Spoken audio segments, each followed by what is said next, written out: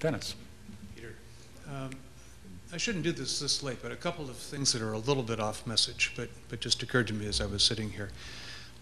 When you have a commodity, regardless of what it is, that's essentially fungible, particularly if there's some kind of a limit in the market, ordinarily people start competing for market share. And you do that by driving the price down further and further. You put up this graph with all of those different water companies. They've got enormous profit margins. They're getting something that costs essentially zero and selling it for 1,000 times more. Why isn't there price competition? Any idea? Well, if I understand you correctly, there is price competition among the bottled water companies. Really? I mean, can I buy someplace for 25 cents a bottle? It only gives them a 300% markup?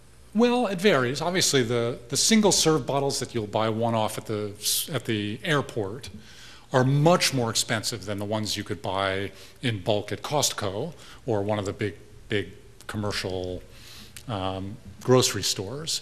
There is variety in the pricing to some degree, but then that leads to the advertising. You know, buy smart water, buy my water that's going to make you sexier than my opponent's water.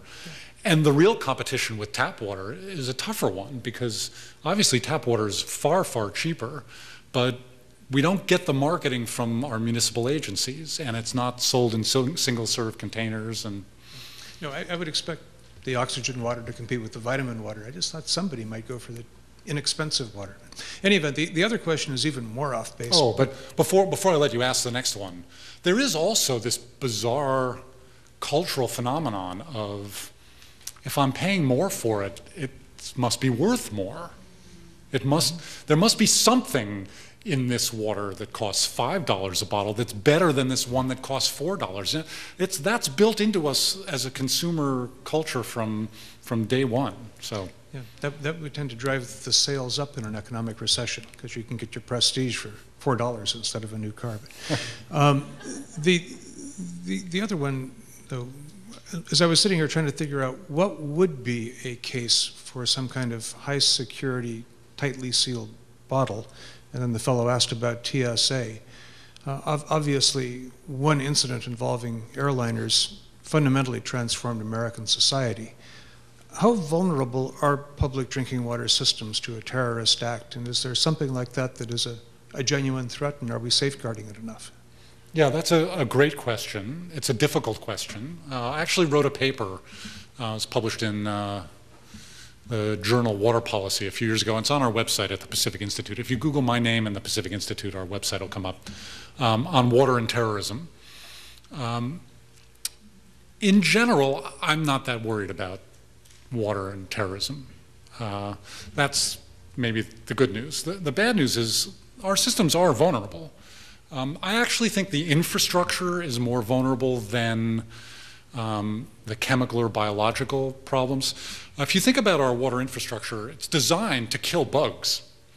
Chlorine's a great thing. You put a biological contaminant in a reservoir and it goes to the filter plant and chlorine kills it. And in fact, if you look at the bugs that are most likely to be weaponized, most of them are vulnerable to chlorine. They're all vulnerable to ultraviolet radiation and ozonation, the kinds of things we use to purify our water systems in general. On the chemical side, it turns out there are lots of chemicals that could be used to contaminate our water system, but it takes a lot of them. And again, a municipal system tests its water 420, a big municipal system, 420 times a month, dozens of times a day. And so it's not an easy thing to do as opposed to blowing something up.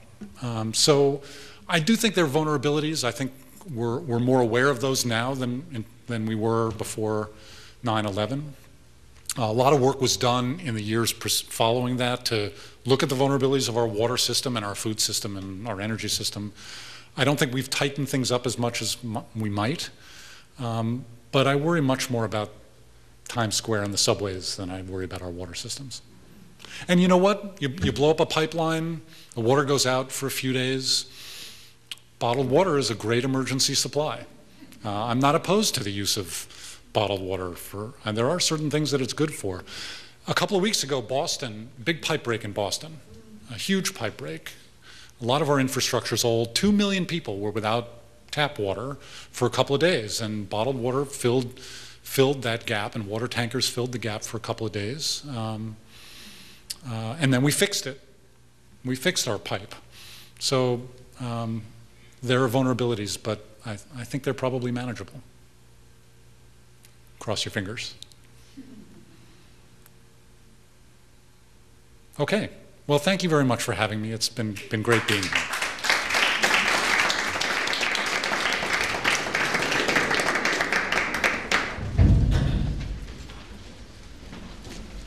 you not see my hand? I have my hand up. Oh, I'm sorry. We had microphones, so.